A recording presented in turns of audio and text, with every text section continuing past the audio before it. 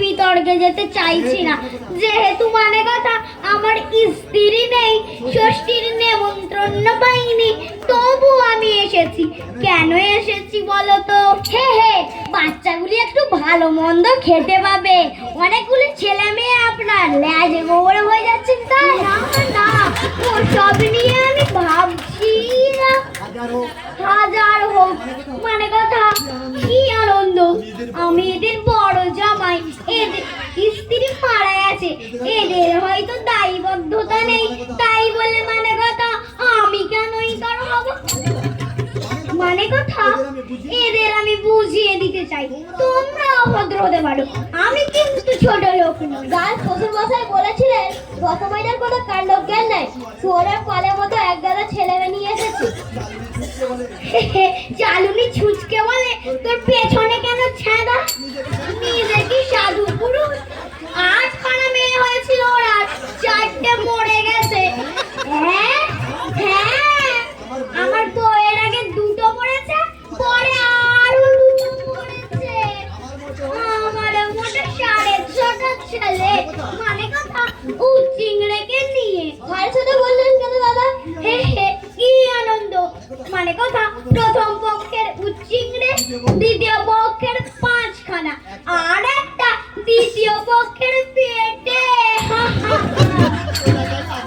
ওটাকে আমি 8খানা ধরেছি। হে হে, ভাই রে, অঙ্কে তোমরা আমাকে ঠকাতে পারবে না, পড়াশোনা আমিও করেছি, 5 ক্লাস কম ম্যাট্রিক। বাদ দিয়ে বসুন দাদা, এখন আমাদের কি করা উচিত তাই বলুন। হ্যাঁ রসময়দা, আমাদের দিকে শ্বশুর মশাই একদম নজর দিচ্ছে না। ছোট জামাই কাছে ঠিক কাজ করছে আমাদের শ্বশুর মশাই।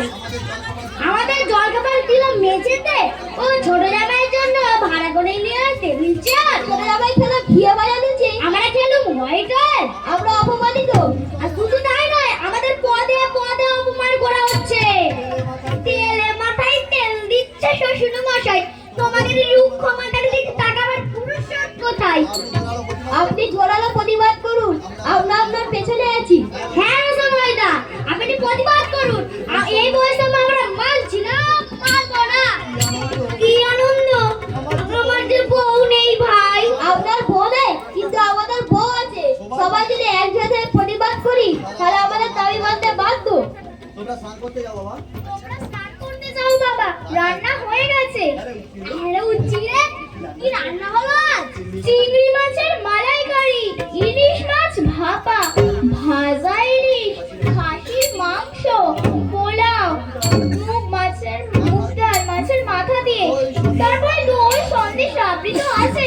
হ্যাঁ, তবে ছানার পায়েস হচ্ছে দেখে এলাম। কালকে বাসি ইলিশ বোধ হয়। না বাবা, আজ ভোর 4টে অরণ্যে সব মোটর বাইক নিয়ে কলাঘাটকে মাছ এনেছে।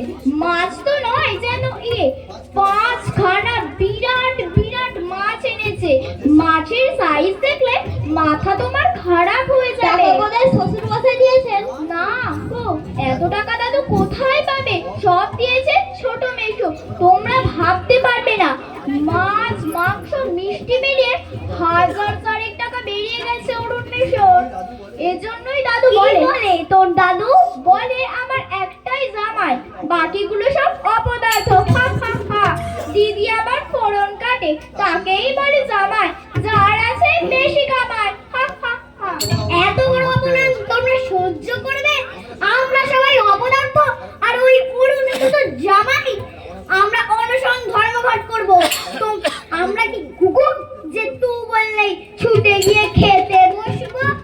তোমরা কেউ খেতে যাবে না, এখানেই আমরা গ্যাট হয়ে বসে থাকবো। তাই হবে। আমি একটু বাথরুম থেকে ঘুরে আসি রসময়দা। পালাচ্ছ নাকি প্রেরণ কেষ্ট? হে হে, কি যা বলেন আপনি? আমি পাপ পালাবো কেন?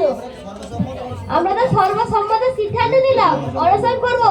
বাতাসে ইলিশের সুগন্ধ ছড়াচ্ছে রসময়দা, নাকে যাচ্ছে না আপনার? হে হে, কলাঘাটের ইলিশ, এর গন্ধই আলাদা।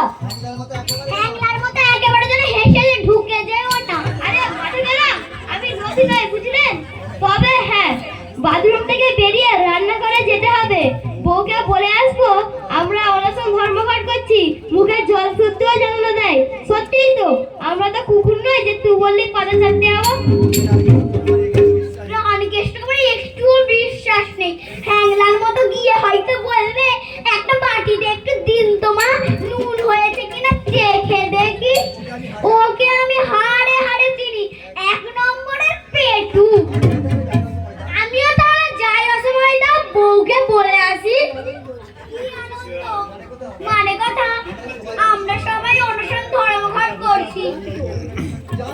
জানি তো, সেই জন্যই কে বউকে সতর্ক করে আসতে চাই। আপনি নিশ্চিন্ত থাকুন, আমি পার্কিস্টদের মতো এত লোভী নয়।